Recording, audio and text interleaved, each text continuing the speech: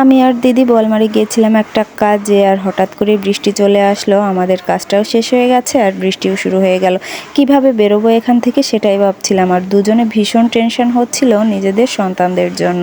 আসলে মায়েদের মন তো এমনই, দূরে থাকলে সন্তান, কাছে না থাকলে সন্তানের জন্যে ভীষণ টেনশন হয়, আর তাদের জন্যই দুশ্চিন্তার শেষ থাকে না। আমারও যে অবস্থা, দিদিরও সে অবস্থা।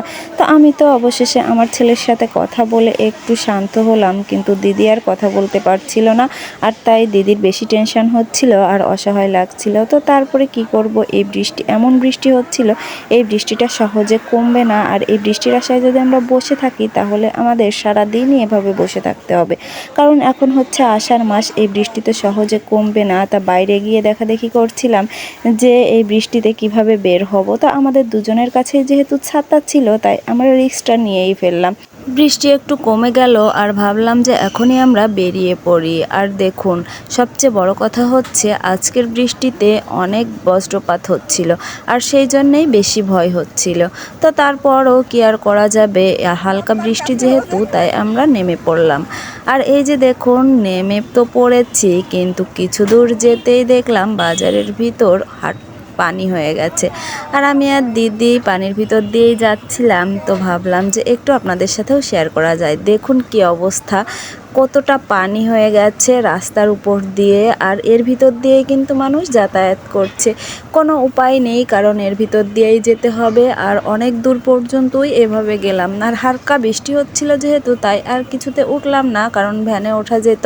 ভ্যানে উঠলে তো ভিজে যেতাম, আর হেঁটে যাচ্ছিলাম, এটাই ভালো লাগছিল। আর এই পানির ভিতর দিয়ে হাঁটতে কিন্তু আমার বেশ ভালো লাগছিল। দিদি আর আমি গল্প করতে করতে, দারুণ মজা করতে করতেই গেলাম।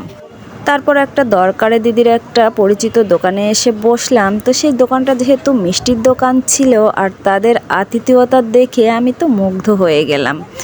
তো দুপুরবেলা কিছুই খেতে চাচ্ছিলাম না, তো জোর করে দেখুন কত রকমের মিষ্টি দিয়েছে আর চিড়ে দিয়েছে সাথে। তো আমরা তো এত খেতে পারবো না, তাই একটু কমায়ে এই যে এখন খেতে বসবো। তো মাশাআল্লাহ অনেক মজা লেগেছিল মিষ্টিগুলো। আর দুপুরবেলা শুধু মিষ্টি খেয়ে আমার কেমন যেন গা গোলাচ্ছিল, তাই দিদিকে বললাম আমাকে ঝাল কিছু খাওয়াতে হবে। তো দিদি বলল চলো সামনে গিয়েই ঝাল কিছু খাওয়াবো। আর এদিকে আমরাও দোকান থেকে বেরিয়ে আবার হাঁটা শুরু করলাম। আসলে এই রাস্তাটা ভ্যানের রাস্তা, স্ট্যান্ডে যেতে হলে একটা ভ্যানে যেতে হবে, আর ভ্যানে যেতে গেলে আমরা ভিজে যাব।